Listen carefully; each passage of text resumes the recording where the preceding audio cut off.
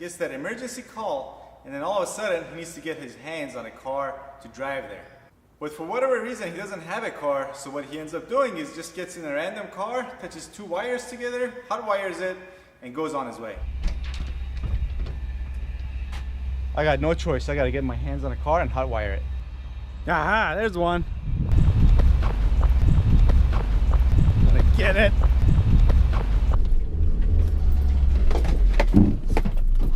Don't be afraid, sir. I'm a police officer, but I'll need your car. Okay, officer, you can have it. Ow! Ow! Why'd you do that? I said you can have it! Alright, how the hell do you hot wire these things? Wait a minute, keys are still in it. I think that was the wrong movie. I think it's actually the bad guy that does this, right after he escapes from prison. Because, you know, planning a complicated prison break is easy, but making sure you have a getaway car, not so much. Yeah, this looks fine. I'll take it. That's it, that was the right movie. But the question is, can you actually hotwire a car like you see it in the movies and simply drive off into the sunset? So if you want to find out, I recommend you watch this video all the way to the end. Not only you'll have an answer to that question, but you will also learn a lot about your car's starting system. Alright, now in order to be able to hotwire a car, you're going to need access to the wires that come out of the ignition switch, which is usually at the end of your ignition lock and cylinder assembly. Now obviously it's missing on this, but I'll show it to you on the car. Now in order to gain access to the ignition switch, you might have to remove a couple things depending on where the ignition lock cylinder assembly is located. So for this car, since this is located here, we're gonna have to remove this kick panel to gain access to the back of this. See, on a lot of cars, the ignition assembly is located on the steering column, in which case you would then have to remove these screws on the bottom of the cover before you can remove it. But in our case, we just have to remove these screws around the circumference of this kick panel before we can remove it. There we go.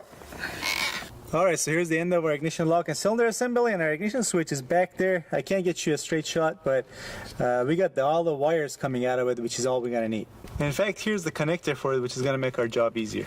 Alright, next we need to identify 3 sets of wires. First, our battery voltage supply wires. And as you can see, we got 2 of them here, which is gonna be this white wire and this white and red wire.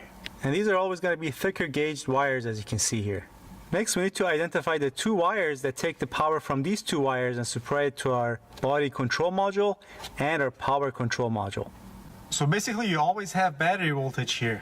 And then when you put in the key and turn to the on position, you set battery voltage to your body and electronic control module, turning on all the lights on your dash and also getting your car ready for a start.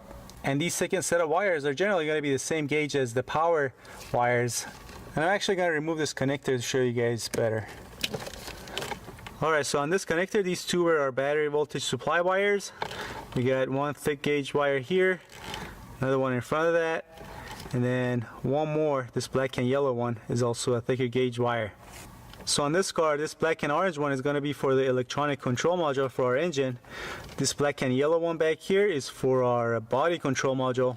And this pink and blue one is for our accessories.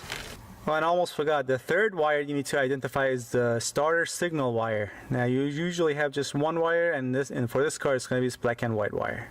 Alright, so next, if you didn't have access to the connector, you would need to cut all these wires that we just identified. But since we do have access to the connector, all we have to do is just to use a piece of wire to jump the connections between the power and the wires supplying all the control modules. So first I'm going to jump the connection between this white and red wire and this black and orange wire, which is for our electronic control module, like that. And then use another piece of wire to jump the connection between this power supply wire and this black and yellow wire for our body control module. And once we connect this one, all the lights on our dash should come on. And once those 2 are connected, you don't have to worry about this pink wire for your accessories. Next, all you have to do is to supply 12 volts to this starter signal wire. Now if you have 2 starter wires, you just want to touch those wires together temporarily to crank your engine. But most cars are just going to have 1 starter wire. Here we go. There we go. And here's another shot. Alright, let's go around the back. And then if you need to turn off the car, you just disconnect these wires. That's it. Alright, great. We got the car started, but what are we going to do about our wheel lock? We did not think this bank robbing thing through, did we? And And there you have it, folks. Hot wiring a car doesn't work like the way you see it in the movies. Even if you get the car started like we did, you're going to be unable to turn the wheel to the left or to the right because of the wheel lock. And also on the newer cars, they have chips and other anti-theft devices in the cars that practically make cars impossible to hotwire. So next time you decide to break out of prison or to rob a bank, make sure you have your getaway car ready. So that's it. Hope you enjoyed watching this video. If you did, do me a favor and share this video on your favorite social network. And also check out these other related videos that I'll put links to on this side of the screen. There'll also be links in the description box. Alright, thanks for watching. I'll see you guys next time.